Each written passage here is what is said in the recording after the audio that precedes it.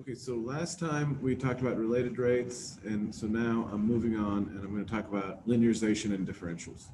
So linearization and differentials is our sort of second example of applications of the derivative.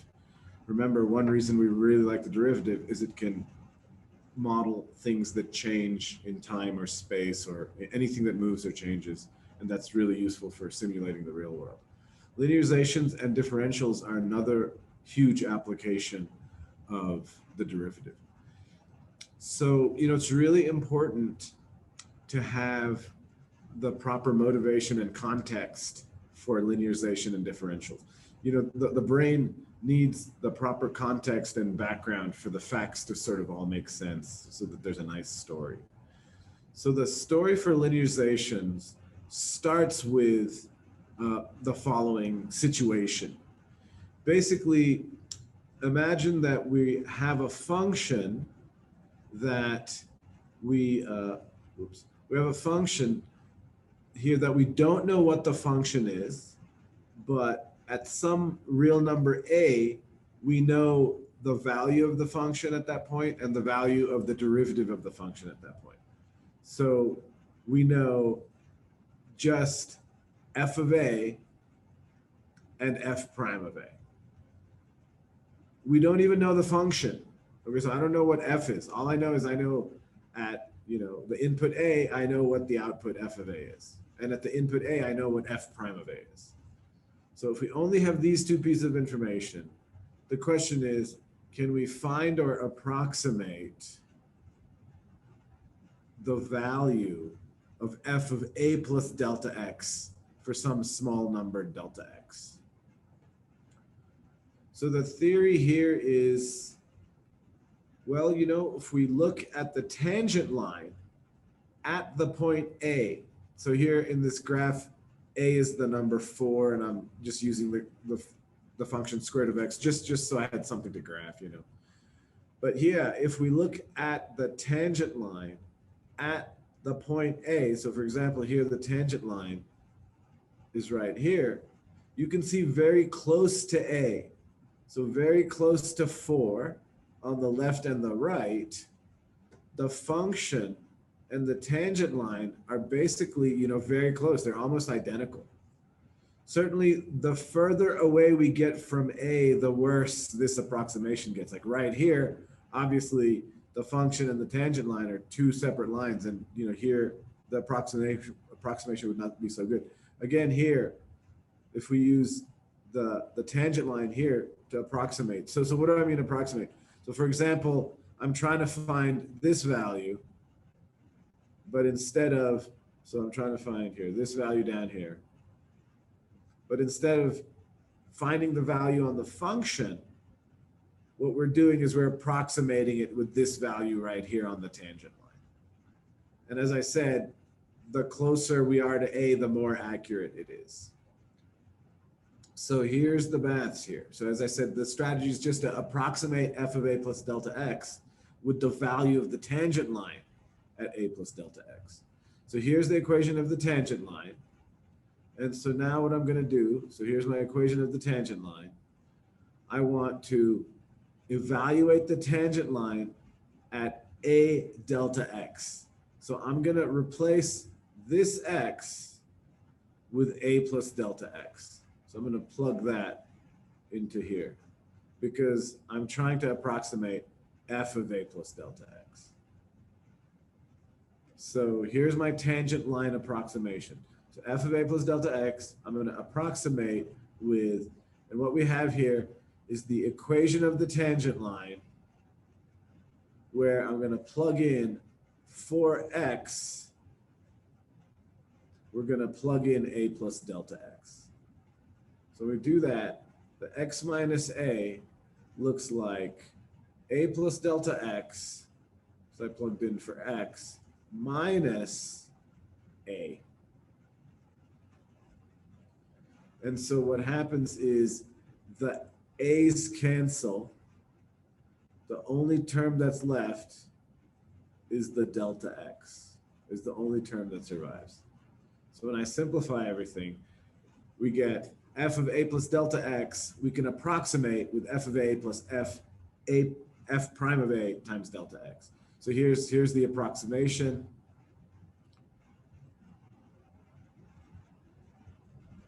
And so now, one question to ask is why do we even need to do an approximation? Why can't we just figure out the function?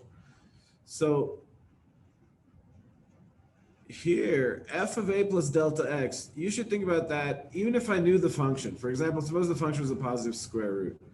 I don't have a way to find the positive square root of any number. But you compare with the expression here on the right-hand side. F of a is a constant, f prime of a is a constant, delta x is a constant, and on the right-hand side, all we're doing is either adding or multiplying. On the right-hand side here, we're only ever going to have 4 function math: addition, subtraction, multiplication, or division. On the left side here, this could be any crazy function. It could be a square root or, any kind of cube root or tangent of 47 degrees, some weird function that I don't have a way of calculating by hand. And so that's really an important and subtle point here, is that the linearization is a function that only involves multiplication, addition, subtraction, or division, only involves 4 function math. And so that's why we're really excited about linearization. The left-hand side here, I may or may not be able, this left-hand side, I may or may not be able to calculate by hand. But the right-hand side, I'm always going to be able to calculate this right-hand side by hand. So this approximation that uses the tangent line is called the standard linear approximation of f of x. So this approximation here, that's basically, linearization is just another way of saying a tangent line approximation. So here's the official definition. So the linearization of the function f of x centered at the fixed point x equal to a is the function L of x equal to f of a plus f prime of a times x minus a. The linearization is exactly the same as the equation of the tangent line. And I think that's really important. A lot of times, the language will cause issues for students. A lot of times the student won't answer a linearization question, but later on they'll answer a tangent line question. And to me, that's really unfortunate because the student had the knowledge, they just didn't know the vocabulary. So it's really important to realize we're not learning really any new math here. We're just learning a new application of the tangent line, just a new way to use the tangent line for, in this case, it's for approximating functions. So at the end of the day, the whole point of finding a linearization is so we can approximate f of x with L of x. That's the whole point of the linearizations, to do approximations. Then you can see in this picture here, the theory being when you're close to the tangency, here I took this part of the graph and I blew it up and made it larger. You can see that the function, so the original function here is this solid line, and the tangent line is the dotted line, and they're very close. They're not identical, but they're very close. And so, for example, as I said, if we use up here at these tails, we're going to get, some noticeable error. But certainly that's the theory, that the tangent line and the actual curve are very close at the point of tangency. So I can use, for example, here I can use the tangent line at 4 to approximate any square root of a number near 4, but fairly close, on either side, to the left or right. So I can use this to approximate the square root of 3.8 or the square root of 4.2. I can just use the tangent line. So one other conceptual thing I should mention, and then we'll start doing some examples. So the other conceptual, idea is that anytime we're given an approximation, it's really important we talk about the error of that approximation. After all, an approximation will be off, and we need to know, is it off by a lot or is it off by a little, or, so the more we can talk about the error of our approximation, that's good. And in engineering, that's always something we're going to be concerned with. If someone says, here, I've got an approximation for you, you should immediately say, well, what's the error of this approximation? You know, that's the basic kind of science of approximation. So in Calc 2, we'll find a way to quantify the error. I'll be able to actually calculate a number and say, oh, this is off by 0.01 or 0.02. But in Calc 1, we can only say if the error is what we call an overestimate or underestimate. So first, let me define the concept of error. Error is defined to be the actual value minus the approximate value. And here, if the approximation is too big, the error will be negative. If the approximation is too small, the error will be positive. If the approximation is exactly equal to the actual thing, the error will be 0. We're typically interested in the absolute error. So this is typically the absolute value of the actual minus the approximation. You know, so here, when we talk about absolute error, we're not as concerned with whether we have an overestimate or underestimate, but just exactly how off, you know, the approximation is off by. So absolute error, we won't talk about in this class. As I said, it'll come up in Calc 2. So in this class, we only try to determine whether our tangent line approximation or linearization is an overestimate or an underestimate. And we can do that geometrically. So if the tangent line lies above the curve, then what we have is what's known as an overestimate. So the number we're trying to approximate is on the curve, is right here, on the curve. However, we take the tangent line at A and we use the tangent line value, and you can see we're using this value up here, which is clearly too high. So here we have an overestimate. And this height here, this height between the overestimate and the actual, that height is the absolute error, which we're not going to calculate in this class. Of course, the smaller the absolute error is, the better. And you can see the absolute error gets smaller and smaller the closer we get to A. And if the tangent line lies below the curve, so here we have the picture where the tangent line lies below the curve. In this case, our approximation will be underestimate. And you can see here, the target we're trying to hit is this point on the curve, but the estimate we're getting is this point here on the tangent line, which in this case is below the actual. So here we have what's called an underestimate, because, you know, it's below the actual value. So yeah, typically in Calc 1, this is the only type of error analysis we will do for our linear approximations. So having said all that, let me start doing an example, okay? So the first example says, give an approximation of the tangent of 46 degrees using the linearization, the tangent function at A equal to pi over 4. So for a linearization, this number A is sometimes called the center. So here we're going to approximate the tangent of 46 degrees using the linearization of the tangent of x centered at pi over 4. And then once we do the approximation, we're asked, is this an underestimate or an overestimate? And, you know, we'll look at the graph for that. So the most important thing I can say at starting out is that the linearization of f of x is the same as the tangent line of f of x.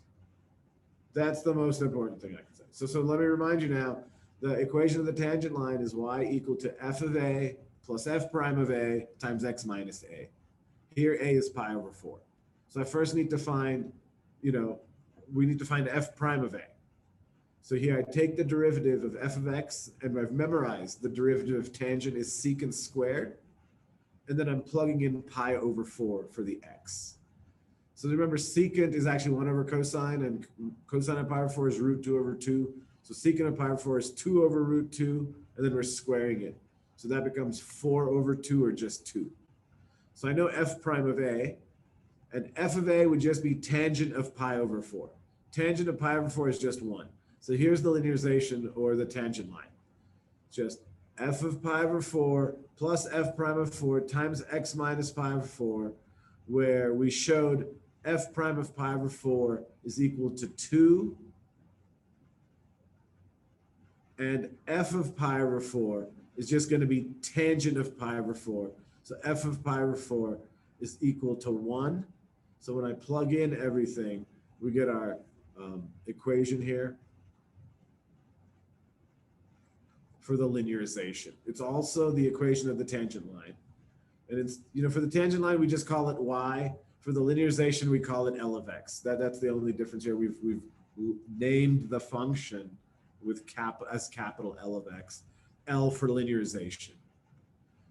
So when you're doing linearization approximations, it's best not to simplify. I know we always tell you to simplify, but when you're actually doing a linearization approximation, it's best to leave it in this unsimplified form, because we're going to get some certain nice cancellations happening. And if we simplify, we won't see those nice cancellations. So finally here, to do the approximation, there's one little subtle point in this example, and is part of the reason I wanted to do this example for you. The natural units of our trig functions are radians. And here, pi over 4, that's in radians. When we say pi over 4, that's radians. It equals 45 degrees, but pi over 4 is, a measurement in radians. It's 3.14, blah, blah, blah, divided by 4, whatever that number is, radians. Okay, so I have to be very careful here and make sure I use the correct units. So 46 degrees, I want to write as radians. So the easiest way here is to put it in context of a reference angle. So I wrote it as 45 degrees plus 1. 45 degrees we know is pi over 4. 1 degree is pi over 180, because in pi radians we have 180 degrees. So pi over 80 is just one degree. And so now the other important thing to remember about linearizations is that linearizations approximate the function. What does that mean? I want to write this in terms of f. So in terms of f, what I'm actually trying to approximate is f of pi over 4 plus pi over 80. And the theory says I can approximate it with the linearization at pi over 4 plus pi over 80. So here, remember here, we're now approximating it with just the value of the tangent line. So I'm going to take this equation now and replace this x with pi over 4 plus pi over 180. And so tangent 46 degrees, I approximate with L of pi over 4 plus pi over 180. And I'm just going to plug that in. And so now you see this nice cancellation happening, which may not be so obvious if we'd simplified it. The pi over 4s cancel. So here, all I'm left with is, I'm just going to make these pi over 4s disappear. This pi over 4 is gone. This minus pi. I'm left with 1 plus 2 times pi over 80. 2 pi over 180 is pi over 90. So as far as our linearization goes, I could stop here. This is the answer for the linearization question. Using linearization, our approximate would be 1 over pi over 90. But I want a number I can actually use that's useful for humans. So I just went one step further. As I said, this would be the answer to the linearization approximation. I went one step further and I said, let me just approximate pi as being 3. And some students say, well, why not 3.14? Certainly, the more accurate of an approximation I use, the better answer I'll get. Here, I just used 3 because I wanted to be able to do the calculations quickly. So here, 3 over 90 is the same as 1 over 30, because 90 is 3 times 30, you can cancel the 3's. And 1 over 30 is 1/3 times 1/10. And 1/3 I know is 0.3. So when I, repeating 0.3 with the bar over it. So when I divide by 10, this will be 0.03 repeating. So my very rough estimate here is 1 plus 0.03 repeating. So think about this. I just estimated the tangent of 46 degrees without using a calculator, without using any, any fancy math. 1 plus 3 over 90 is just, basic addition, subtraction, division, what have you, basic four function math. So here, if you compare it to the actual value, and I say actual, I mean if you put it in a calculator, which is also an approximation.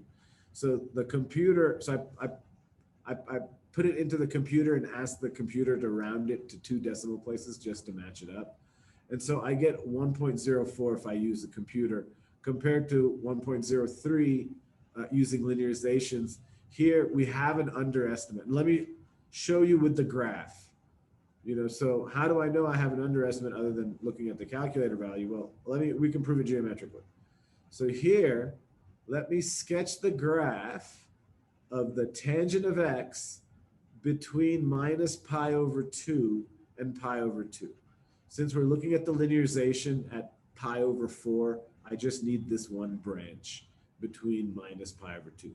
So the graph of tangent looks something like this. I come up and then I go through here, and then it goes like this. And so now if we look at the tangent line at pi over 4, so pi over 4 is somewhere right here. It's pi over 4. And if you now look at the tangent line, you'll see that the tangent line lies below the curve. So I want the tangent line right here. Whoops, let me try that again. Put this straight line here. So here's the tangent line. And maybe 46 degrees maybe is right here somewhere. And so you can see the number we're looking for is on the curve up here.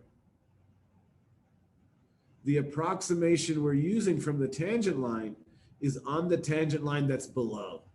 You can see it's below. So because this is below, that's an underestimate, as opposed to the true value, which is up here. So that's how I conclude that we have an underestimate using this graph here. Okay. So, there's nothing new in terms of the theory. It's still a tangent line, right? We're just using the tangent line in a slightly different way now to do something else with it other than just find the tangent line.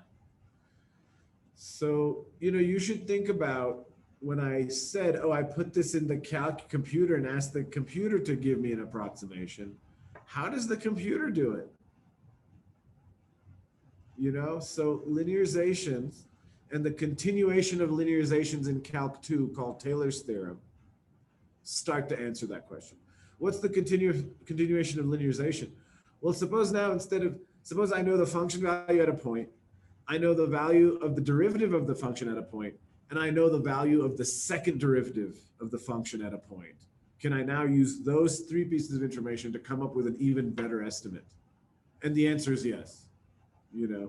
And that's something that gets continued in Calc 1, in Calc 2. Here in Calc 1, we're just using the function value at a point and the value of the derivative of a function at a point to come up with this approximation that we call a linearization. Okay, so let me do this next example. This one I wanted to do because it's slightly tricky, and I wanted to purposely do a slightly tricky problem for you. So it says find the linearization of f of x equal to 1 over x plus 1 at a equal to 1 and use it to approximate 1 over 2.1.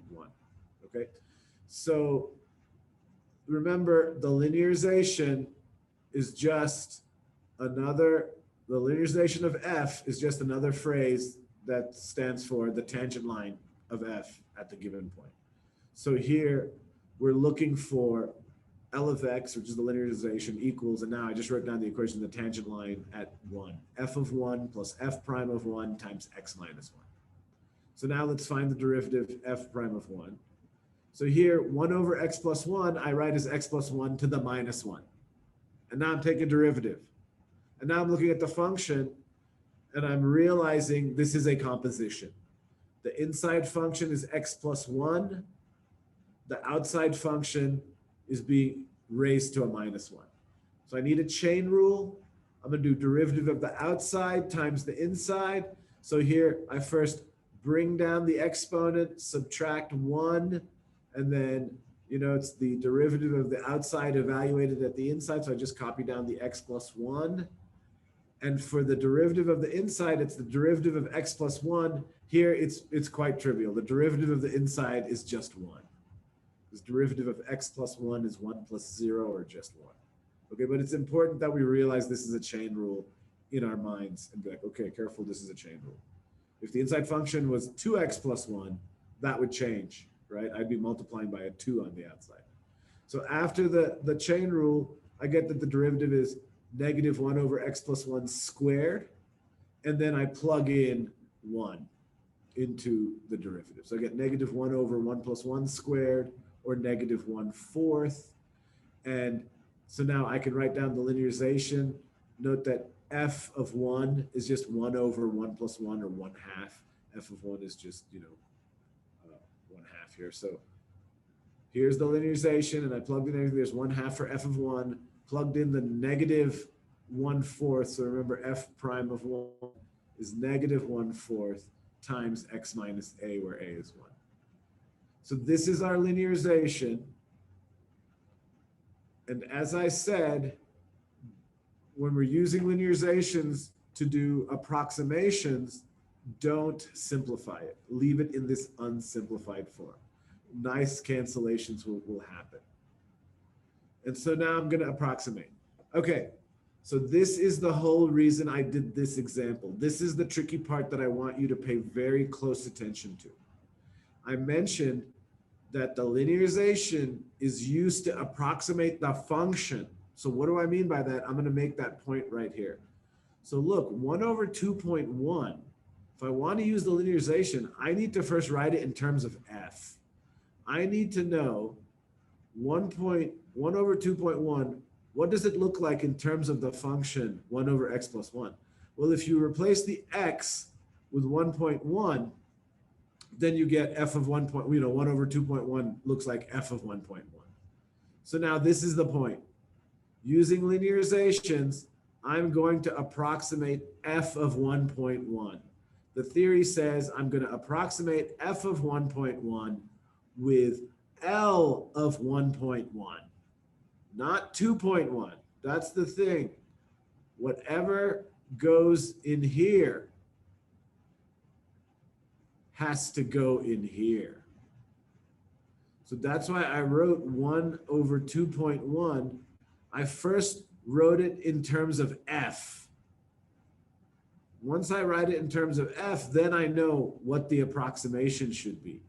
So here I know, oh, I'm going to do f of 1.1 is really what we're trying to approximate. And I'm going to approximate that with L of 1.1.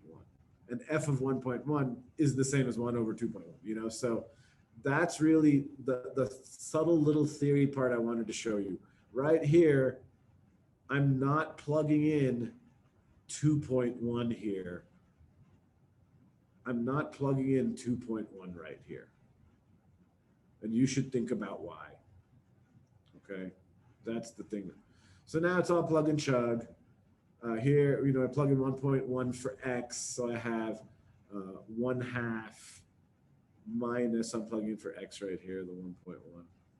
So now let me write everything in decimal form. 1/2 is 0.5, minus 1/4 is 0.25.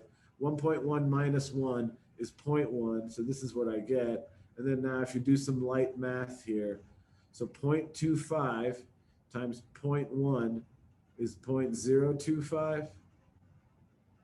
And now if we subtract this from 0.5, we get 0.475 as our estimate.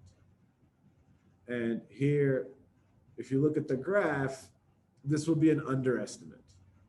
So the graph of 1 over x plus 1 is just the graph of 1 over x shifted to the left 1 unit. So that's what I have here. I didn't put this other part of the graph. I just graphed the portion of 1 over x plus 1 that's to the right of the vertical asymptote, x equal to -1, because that's the part that we're interested in, because we're looking at the tangent line at 1. So I didn't put in this bottom part. But yeah, there should be another branch of the curve right down here. Okay. But we really don't need it. So here, if you look at the tangent line at 1, you can see the tangent line lies below the curve. And if, for example, let's say 1.1 was right here. Let's say that was 1.1. Then clearly, so if this is 1.1, then the approximation I'm using, you can see, is below the function value. Here's the approximation, below the function, and here's the function value. This is the value I want right here on the function, but I'm using the value on the tangent line below. And so that's why, we concluded here that our approximation is an underestimate, just purely from the geometry. And then I plugged it in the calculator and rounded it to 3 decimal places just to check. And so I get 0.476, So yeah, I did have a very slight underestimate here. So yeah, that's basically how linearization works. And now there's one other connected problem to linearizations, and it's called differentials. And it gets a very complicated name for a very simple idea again. Just like linearization is a very complicated sounding name for the equation of the tangent line. Why do we use the term linearization? Well, linearization, the word is coming from, the root word is the word line. So here, if you get rid of this, the root word is the word line. So hold on, let me do that again. So here, and we should focus on this phrase, line. And so what's going on here? Well, what we're doing when we're approximating a function by a linearization, we're basically acting as that function near this point 1, we're basically treating it like a straight line. So when we say linearization, we're basically taking a function and we're not making it into a line, but we're pretending like it is a line. That's where this term linearization comes from. And in theory here, this function for all x values near 1, basically we can treat as being, behaving the same as the tangent line. The function and the tangent line we can treat as just basically being the same right here, very close to 1. So that's where this term linearization comes from, to make it into a line, to lineize it, So the differentials are related to linearizations in that we're going to use the linearization to basically approximate how much a function changes by. So right here, you need to first have the correct scenario for differentials. You need to know what's the problem that we need differentials for. So in this scenario, we have a function f, and we're starting at some fixed number a. So we have f of a, but then that input changes. So we go from a on the x-axis to a plus delta x. Now here, delta x could be positive or negative here. So a could be moving on the x-axis to the right, or a could be moving on the x-axis to the left. So what happens is we now want to, so we define the corresponding, what we call the absolute change, or what's also known as the increment in the function f, is defined to be basically delta f, which represents change in f. You're going to take the new value of f minus the original or previous value of f, and that's just called delta f. It's known as the absolute change.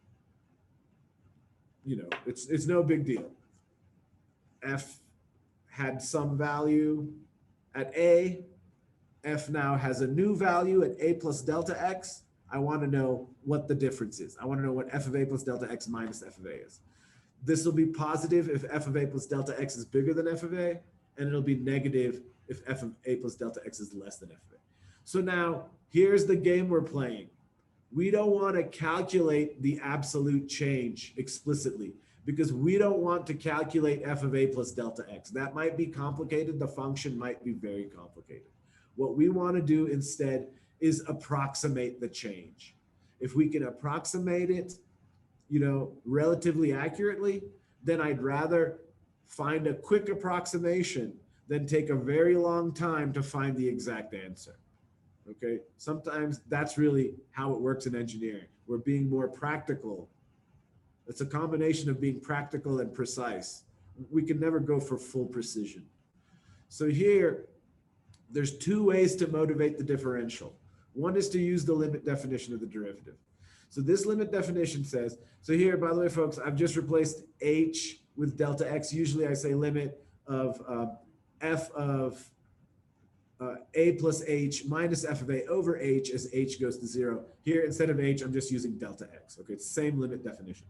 And the limit definition says this difference quotient, f of a plus delta x minus f of a over delta x, gets closer and closer in value to f of a as delta x gets closer and closer to 0. So for very small delta x, here's what I'm claiming.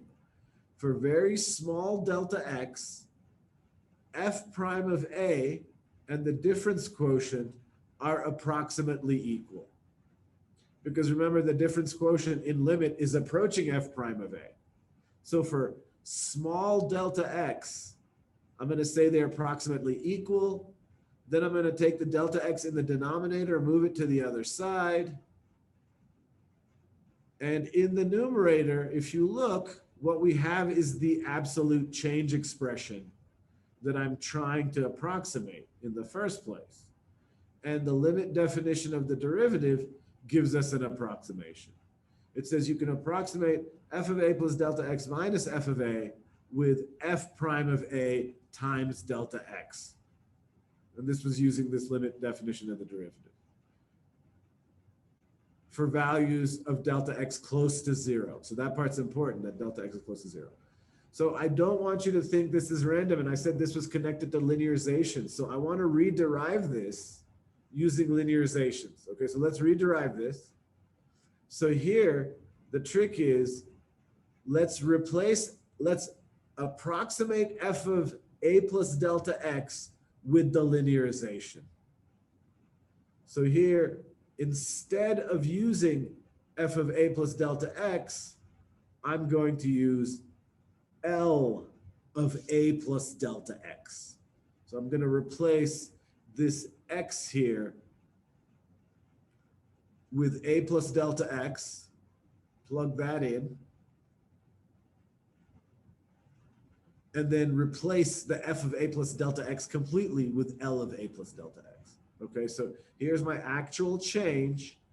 Rather than use f of a plus delta x here, I approximate it with L of a plus delta x right here.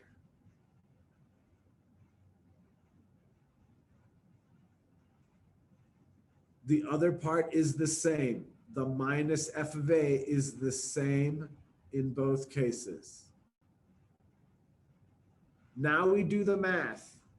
Okay, so now I'm going to go to the function. Now I want to look at what does L of a plus delta x look like and subtract the f of a.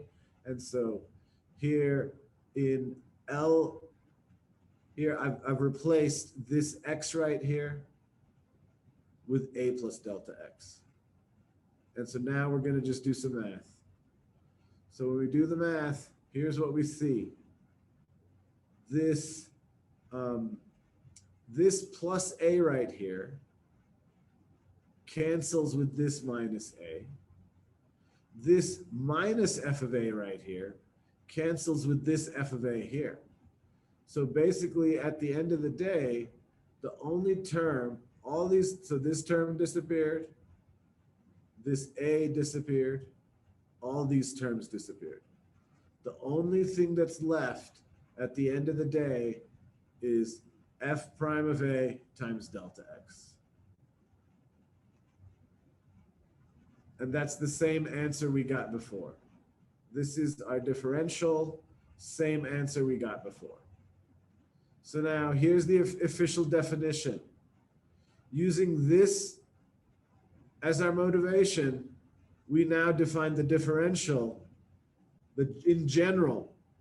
So now I don't have A necessarily isn't fixed. I'm just treating it now as some variable X. We define it as f prime of X instead of f prime of A times dx, where we define dx to be delta X. So here dx is defined to be delta X. So this is basically the same exact thing, this slight notational change.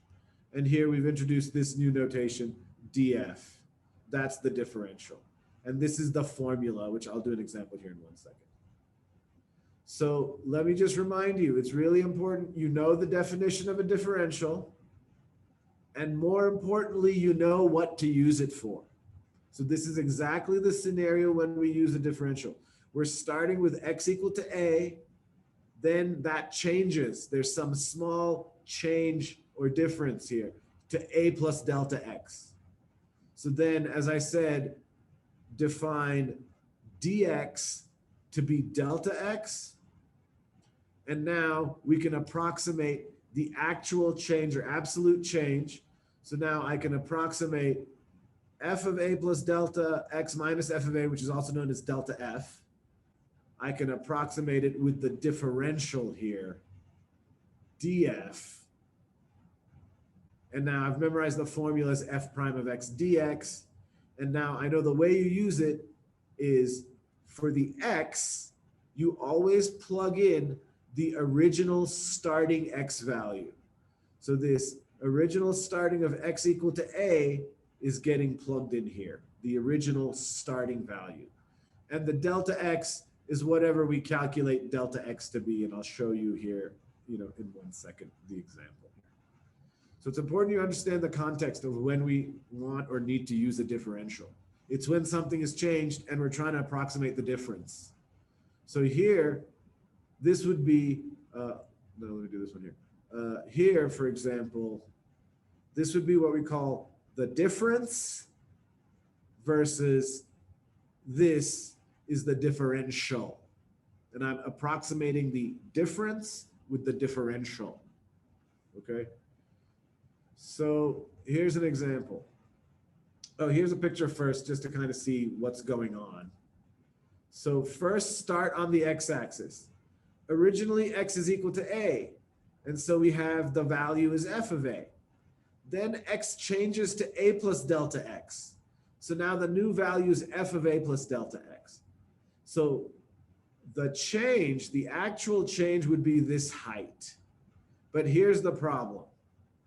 I don't know this function right here, f of a plus delta x. I don't know what that is. So that's a question mark. What I do know, I can find L of a plus delta x. And so I'm approximating this actual change with this differential. So here's the actual change in the picture would be this height here, the top minus the bottom. We can't find the function and value at the top, though. I don't know what f of a plus delta x is, so I'm approximating it with this, the differential. And this difference in height here, that's the error. This difference is the error of our approximation.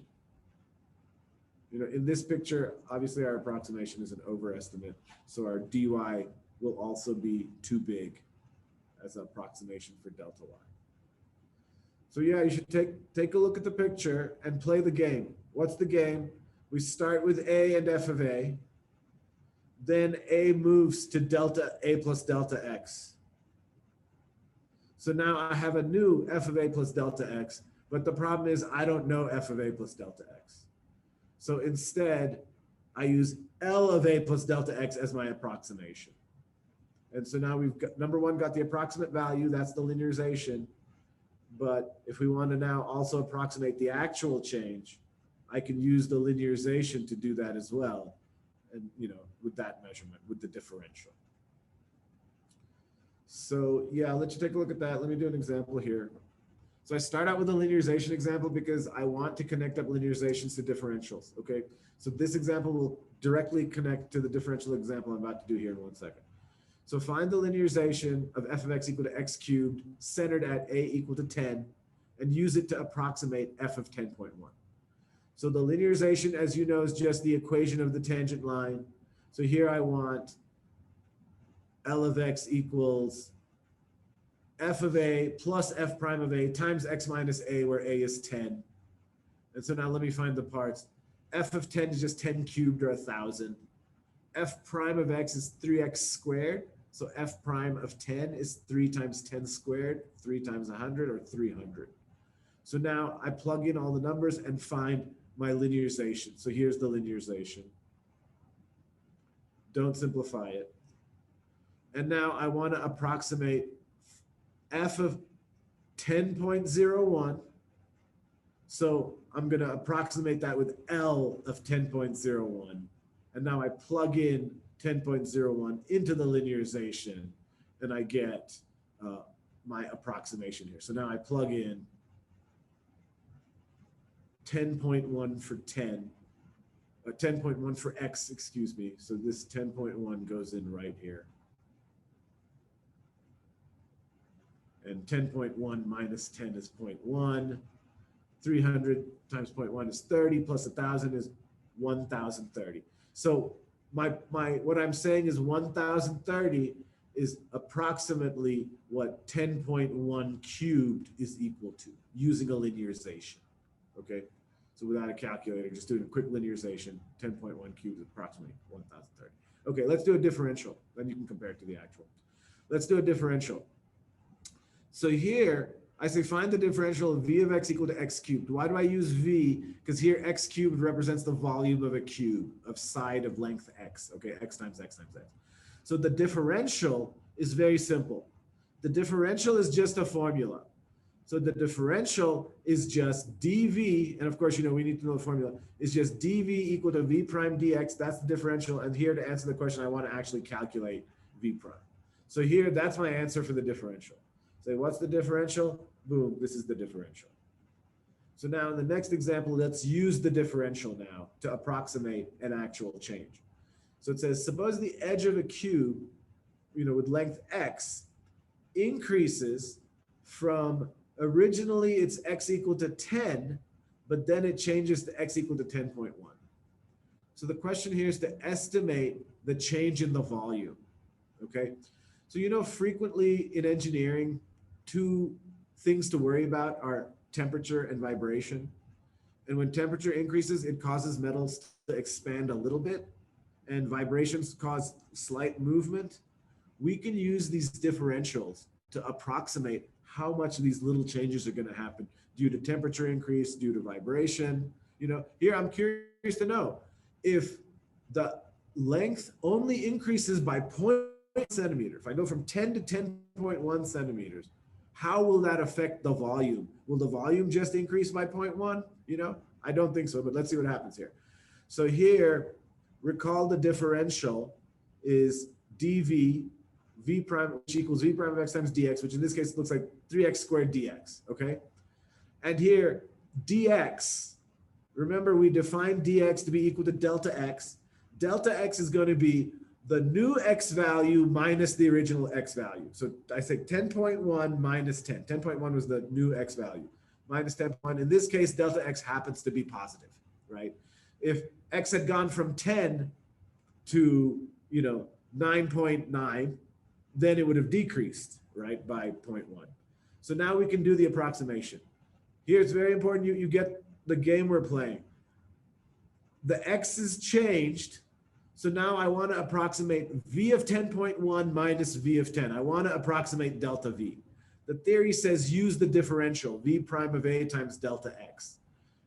And now for v prime of a, the way it always works is we're always plugging the original value of a. So here x started out at 10, and so I'm plugging in 10 here into the derivative for the differential. And then obviously just plug in the value of delta x for the delta x, right here, the 0.1. And now I do the math, and I get 30 centimeters cubed. So the volume, when we changed the length from 10 to 10.1, the volume increased approximately 30 centimeters. And we can approximate the new volume, V of 10.1, as being the old volume plus 30.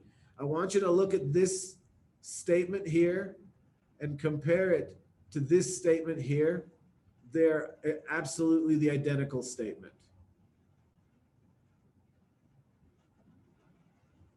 This statement down here, I'm approximating V of 10.1 with a linearization. Up here in the linearization, this part, 300 times 0.1, that's the derivative times delta x. That's the differential. 300 times 0.1 is the differential. So I want you to compare the linearization and the differential, and you see they're totally connected. They're, you know, if I move, and I'll stop right here in 1 second. If I move this V of 10 to the other side, we get exactly our, you know, differential statement. Here I have V of 10.1 minus V of 10, and this is exactly delta V.